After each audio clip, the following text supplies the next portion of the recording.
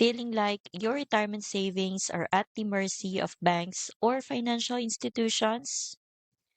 With rising inflation and market uncertainty, many retirees worry they don't have real control over their money.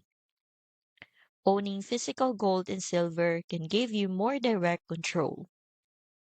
Many retirees worry that their money is tied to institutions that can restrict access, impose fees, or even be affected by economic instability.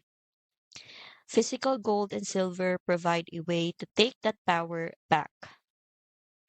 The Why Precious Metals Guide explains that owning these tangible assets lets you control your savings directly. You're not depending on a bank, a brokerage, or a third party promise. The value is in your hands. Plus, these metals are portable and liquid, so you can move, store, or convert them to cash if needed. This guide shows how precious metals put more financial power directly in your hands. And it's just one of 8 PDFs in the free Gold RA Ultimate Guide bundle, alongside titles like the Silver Scheme Report and Company Integrity Checklist, all designed to give you a clear, confident view before making any investment decisions.